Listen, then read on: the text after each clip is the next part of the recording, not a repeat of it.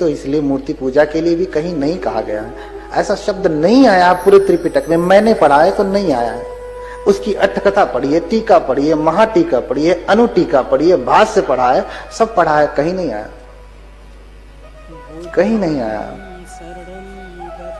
लेकिन बुद्ध ने ये कहा कि मेरी पूजा मत करना, है ना। वो भी एकदम से सीधे सीधे नहीं कहा। महापरिनिर्वाण सूत्र में बस इतना ही कहा कि आनंद तुम तथागत, तुम भिक्षुगण तथागत की पूजा से, शरीर पूजा से दूर रहना। अव्यापड्डा तुम्हें आनंद होत तथागत शरीर पूजनाए। आनंद तुम लोग, तुम भिक्षुगण तथागत के शरीर पूजा से दूर रहना, मूर्ति पूजा नहीं कहा है। हाँ, तथागत शरीर पूजनाए। शरीर का मतलब मूर्ति होता है क्या?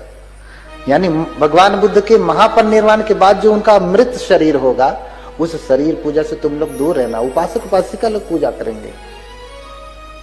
लेकिन महामंगल सूत्र में कहा कि पूजा च पूजनीयानम एतम मंगलम उत्तम। जो पूजनीय योग्य है उनकी पूजा करना, ये उत्तम मंगल है।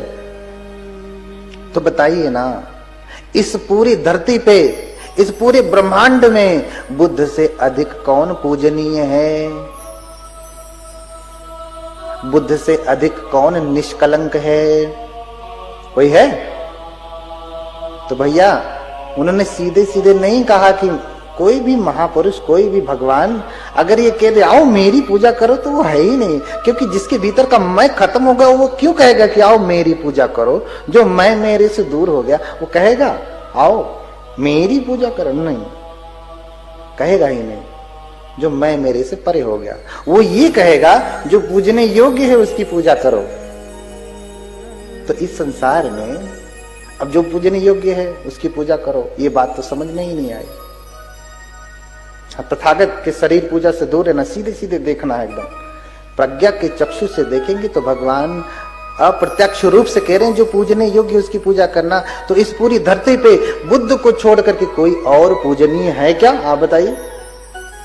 अगर ढूंढने लगेंगे तो सब में कोई न कोई अवगुण निकल जाएगा। बुद्ध में कोई अवगुण दिखा पाना असंभव है। कई जन्मों में, अनंत जन्मों में भी आप बुद्ध में कोई अवगुण नहीं दिखा पाएंगे। तो बताइए, बुद्ध पूजनीय है ना।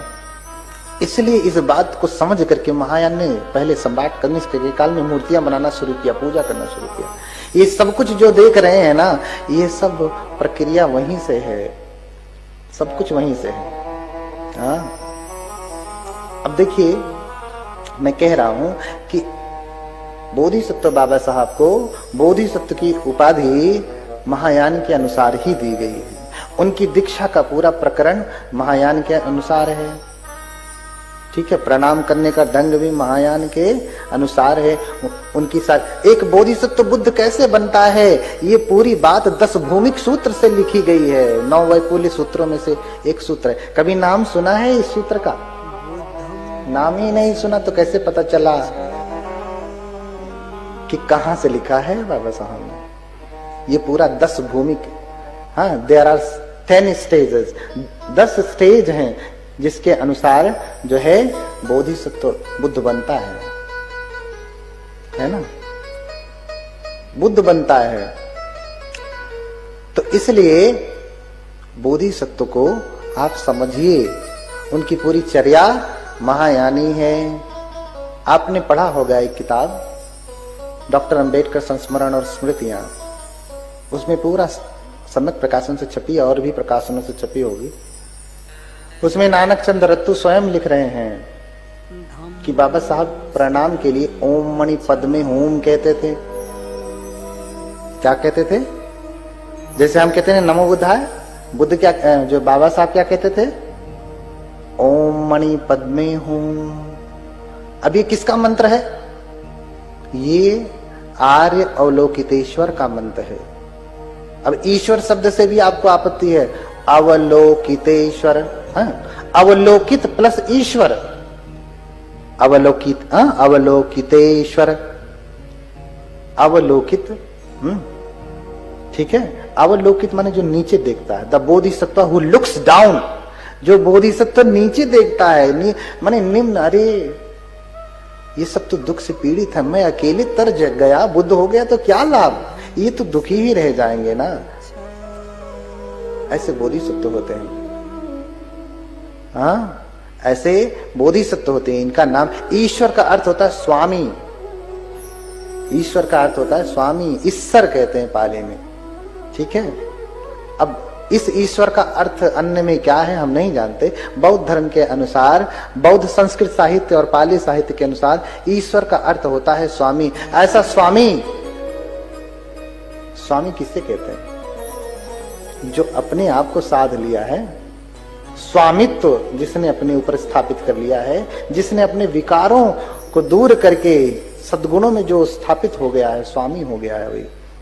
वही स्वामी जो दूसरों के ऊपर, जीवों के ऊपर करुणा की दृष्टि डालता है, वो अवलोकितेश्वर है। उन्हीं का मंत्र है ओम मणि पद्मे हूं। अब बताओ बाबा साहब क्या है? बाबा साहब ने कहीं भी नमो बुद्धाय नहीं कहा है। कहा है? किस वॉल्यूम में कहा है? कहा है कहीं? नहीं कहा है। इसलिए उनको भी समझिए।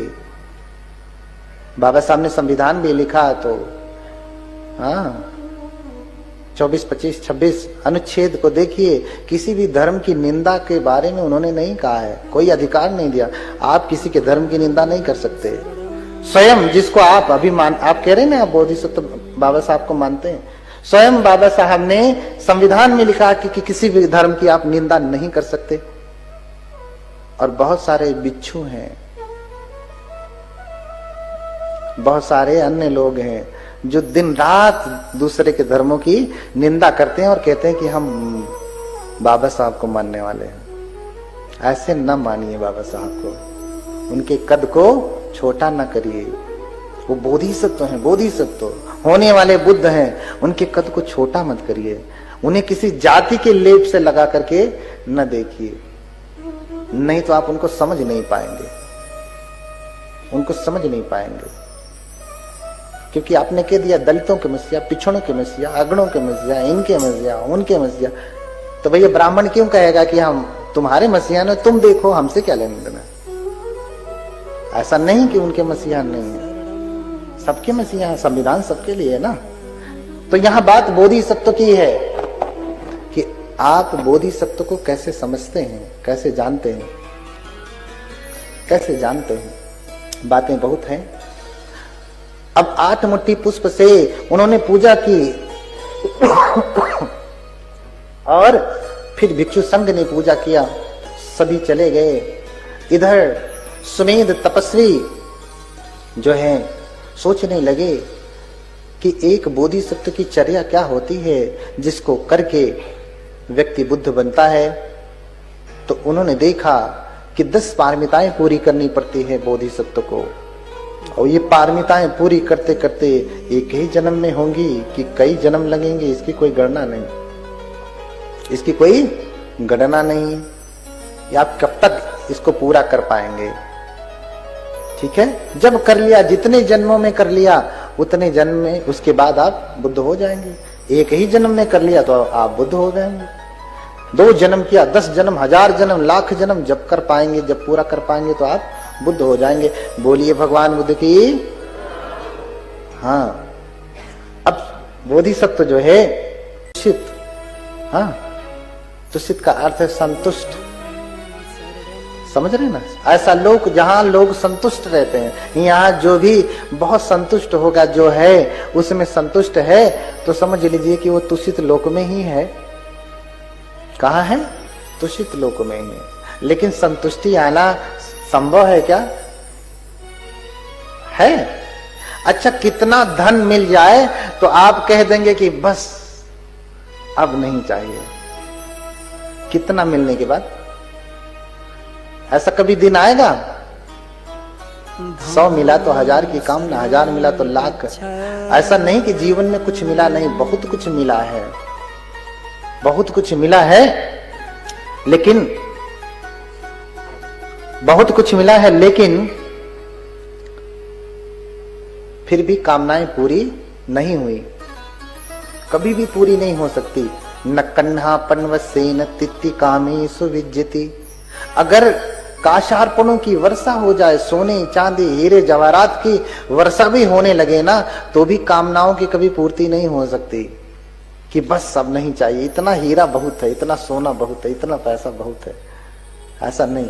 कोई व्यक्ति कहने के लिए कह देगा कि नहीं अब जितना भगवान ने दिया ठीक है, बस इतना, लेकिन मिलेगा तो मना करेगा, या अंदर तो चलता रहेगा कि नहीं यहाँ एक फैक्ट्री चल रही, कहीं एक और लगा दूंगा, मन में यही चल रहा है, लेकिन सारे बस सब जितना मिला है। तो कभी भी कामनाओं की पूर्ति तृप्ति नहीं होती है, हमेशा व्यक्ति अतृप्त ही रहता है, हमेशा अतृप्त ही रहता है। बोधिसत्व तो अपनी पारमिताओं को पूरा करते हैं, तुषित लोक में पैदा होते हैं, इसलिए तुषित लोक कहा।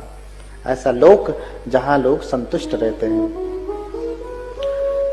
और फिर वहां से देवतागण निवेदन करते हैं। अब जब समय आ जाता है ना बुद्धों के जन्म का, तो बुद्ध कोलाहल होता है, कप कोलाहल होता है कि कल्प पूरे हो गए, बुद्ध की जरूरत है, बुद्ध की आवश्यकता है, तो बुद्ध कोलाहल होता है, त्राही त्राही मच जाती है। देखिए ना, बुद्ध का समय ऐसे समय में हुआ है, बुद्ध ऐसे समय में आए हैं जब मनुष्य लोक में त्राही त्राही मची हुई थी। आज त्राही त्राही है ना, बिल्कुल भी नहीं। ये जो थोड़ा मोड़ा देख रहे हैं ना, ये बहुत कुछ भी नहीं है। अरे वो समय ऐसा है कि जब कोई स्त्री सुंदर हो जाए तो उसे एक घर की बहू होने का अधिकार नहीं, वो नगर की बहू होती थी, नगर वधू। उसका दोष क्या है? कोई स्त्री सुंदर हो गई तो उसे नगर वधू बना दिया। हाँ, आम्रपाली का नाम सुना है? सुना है ना? गणिका थी ना, नगर वधू कहा उसे। ऐसी बहुत सारी स्त्रियां हुई जिनका वर्णन ही नहीं। कोई सुंदर हो जाए तो एक पुरुष के साथ नहीं रह सकती, नगर के समस्त पुरुष उसके पास जाएंगे। इससे बुरा दिन हो सकता है कुछ? इससे बुरा दिन हो सकता है? आज ऐसा कहीं पे भी है? कोई सुरक्षा से हो जाए छुपे हुए रूप में, वो बात अलग है, लेकिन आज जबरदस्ती किसी को बनाने का अधिकार संविधान स्वयं नहीं देता।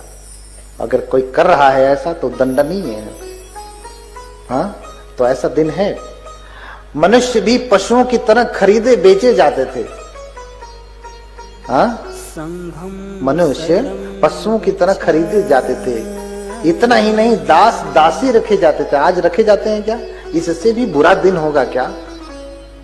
ऐसे समय में बुद्ध आते हैं, इसे बुद्ध कोलाहल कहते हैं। अब समय आ गया बुद्धों के आने का। अब बुद्ध आते हैं तो कतंजलि ही देवे ही याचितो द्विपदुत्तमो संबोधायं तुह्यं कालोति आदिना।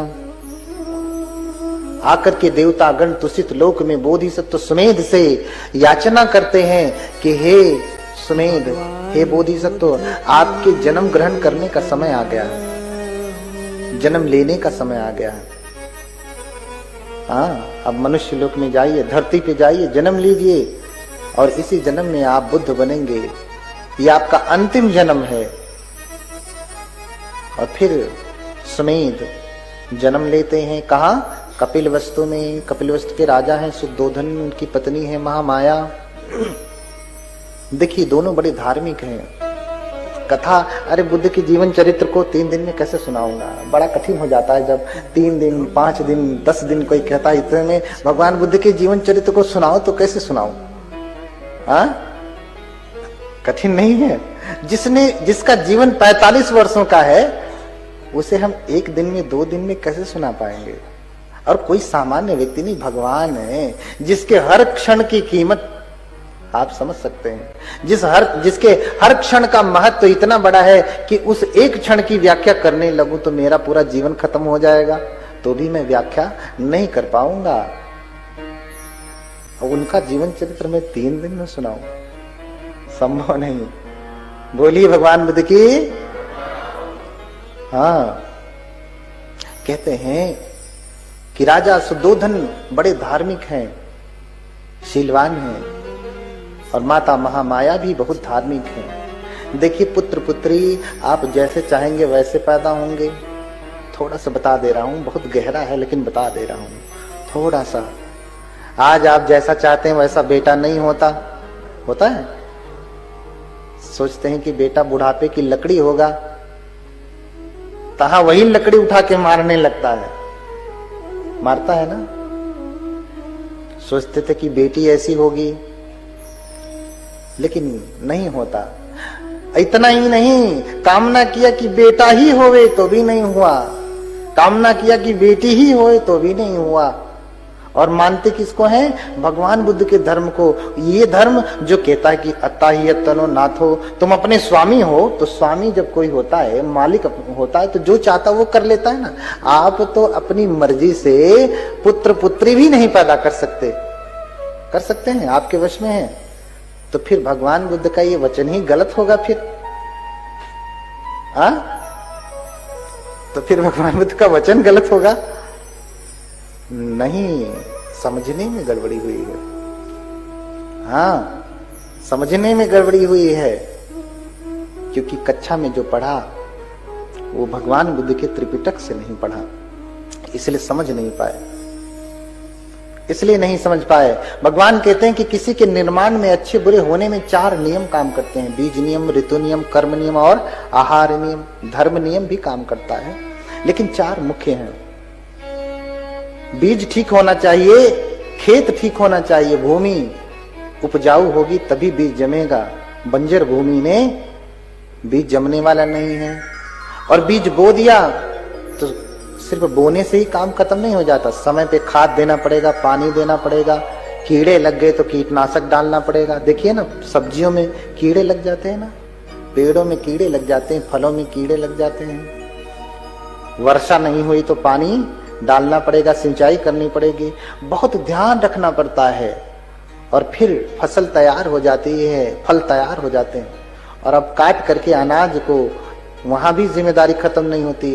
काट करके सुरक्षित साफ सुथरा करके उसे सुरक्षित रखा जाता है तो वर्ष भर काम आता है। 2 वर्ष तक, 3 वर्ष तक, अरे 10-10, 20-20 वर्षों तक का चावल खाते हैं आप। सुरक्षित रखते हैं तो खाते हैं आप, हाँ? सुरक्षित रखते हैं तो खाते हैं। ऐसे ही 4 नियम काम करते हैं। बीज नियम, ऋतु नियम। माता पिता दोनों धार्मिक होने चाहिए।